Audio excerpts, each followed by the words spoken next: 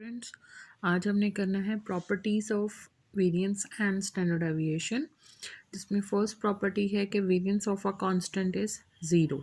इसके एग्जांपल ऐसे ही है कि जैसे आप ये देखें कि variance of any constant value is zero. जैसे अगर आपका डाटा हो 2222, आप इसका वेरिएंस निकाल के देखें, ज़ीरो आएगा। बिकॉज द रीज़न इज़ कि इनके दरमियान में कोई वेरिएशन नहीं है।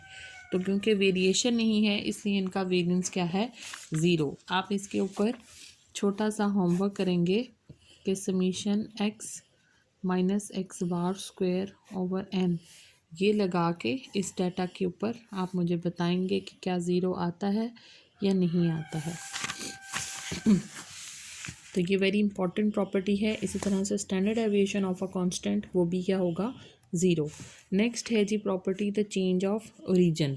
चेंज ऑफ ओरिजिन का मतलब होता है, मैंने आपको थर्ड चैप्टर में भी समझाया था कि अगर हम अपने ओरिजिनल वेरिएबल में कोई कांस्टेंट ऐड और सब्ट्रैक्ट करते हैं तो इसको कहते हैं चेंज ऑफ ओरिजिन।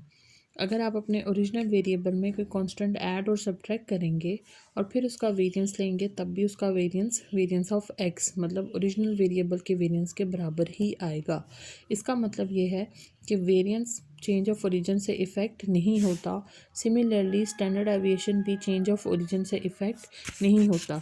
इसकी एग्जांपल इसी तरह से है कि फॉर एग्जांपल आप एक डाटा ले लें 2, 3, 5 एंड 9, इसका आप वेरिएंस कैलकुलेट करें।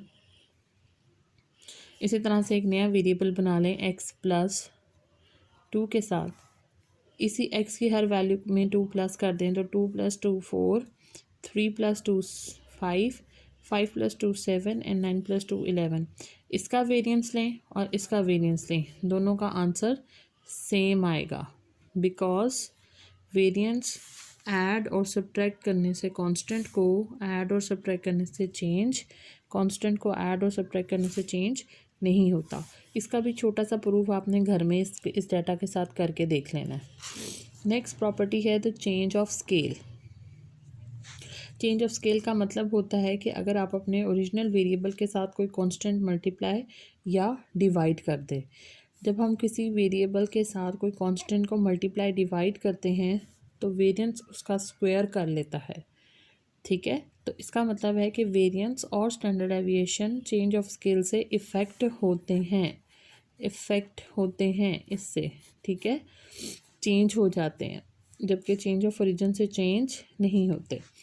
यहाँ क्या चेंज आ रहा है, यहाँ आप चेंज देखें।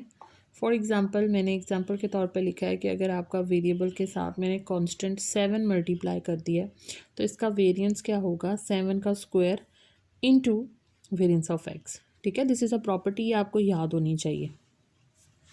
इसी तरह स्टैंडर्ड डेविएशन, क्योंकि स्क्वायर रूट ऑफ वेरिएंस होता है तो इसमें स्क्वायर नहीं आता, इसमें वो कांस्टेंट एज इट इज़ आ जाता है, ठीक है।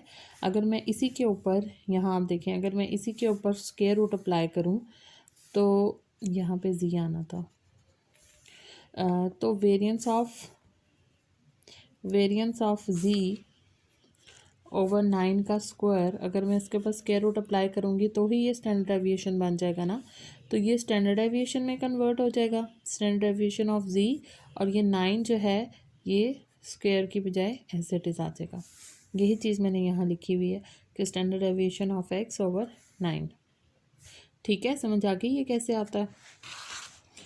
प्रॉपर्टी क्या थी कि अगर आप अपने किसी वेरिएबल के साथ कोई कांस्टेंट को मल्टीप्लाई डिवाइड करते हैं तो उसका स्क्वायर में दोनों का, डिवाइड वाले के साथ भी स्क्वायर हो जाता है और मल्टीप्लाई वाले के साथ भी स्क्वायर हो जाता है, ठीक है। नेक्स्ट प्रॉपर्टी है, फोर्थ प्रॉपर्टी है कि अगर आपके पास कोई दो रैंडम वेरिएबल्स हैं, अब कांस्टेंट नहीं है, ये वेरिएबल्स हैं एक्स और वाई,